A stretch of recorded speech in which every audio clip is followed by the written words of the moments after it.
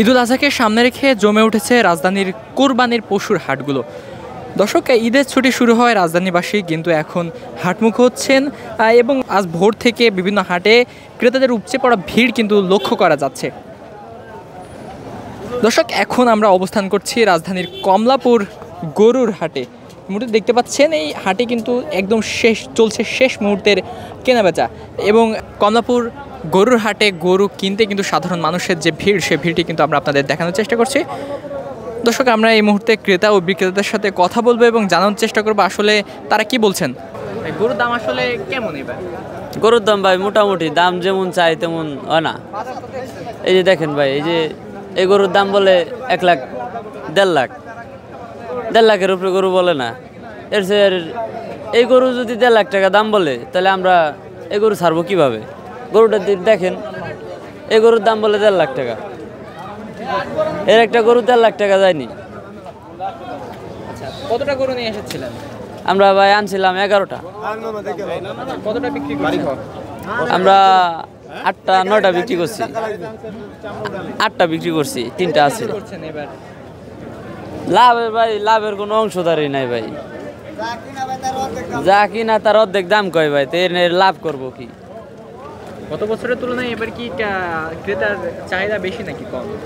চাহিদা বলতে মোটামুটি যেরকম বৃষ্টি কাতলা, এর জন্য আর কি তেমন একটাই না।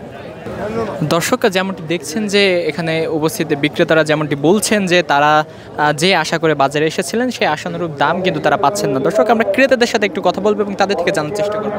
গরু কিনতে আসছেন? জি। গত বছরের তুলনায় এবার গরুর সংখ্যা কি বেশি নাকি কম? না, গরুর সংখ্যা অনেক বেশি ছিল। গতকালকে রাতের পর থেকে আর গরু পাওয়া যাচ্ছে না। ছোট ছোট গরু বেশি দাম। দাম কেমন? দাম একটু বেশি। কত সর্বোচ্চ আপনি বলেছেন? আমরা তো মিডল ক্লাস, তো 70 থেকে 80 হাজার বাজেট। তো এর মধ্যে গরু দেখি 1 লাখের নিচে হলে একবারে ছোট বাবু। গত বছর কি গরুর দাম কি এর থেকে কম ছিল? তুলনামূলক কম ছিল। দর্শক, যেমনটি দেখছেন ক্রেতারা যেমনটি বলছেন যে গরু কিন্তু তারা আশানুরূপ দামে কিনতে পারছে না এবং বিক্রেতারা বলছেন যে তারা কিন্তু গরু আশানুরূপ দামে বিক্রি করতে পারছেন না।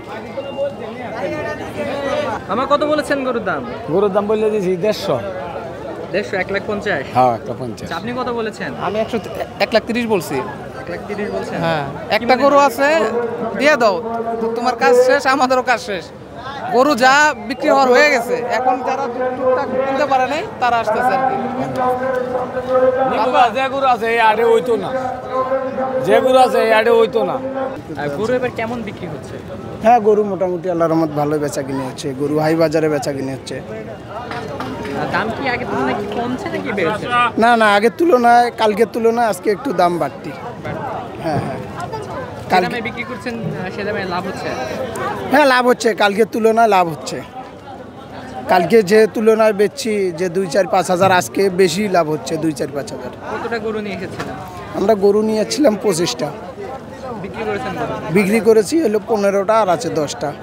ওইগুলো কি বিক্রি না হলে বাসায় নিয়ে চলে যাবে? হ্যাঁ, বিক্রি না হলে কি করব, এগুলো বিক্রি না হলে বাসায় নিয়ে যাওয়া লাগবে।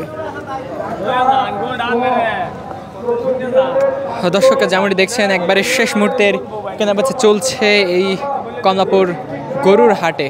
যেমনটি দেখছেন ক্রেতা ও বিক্রেতার সমাগমে এই গরুর হাট কিন্তু একদম জনসমুদ্রে কিন্তু পরিণত হয়েছেন। সেই বিষয়টি কিন্তু আমরা আপনাদেরকে সরাসরি দেখানোর চেষ্টা করছিলাম।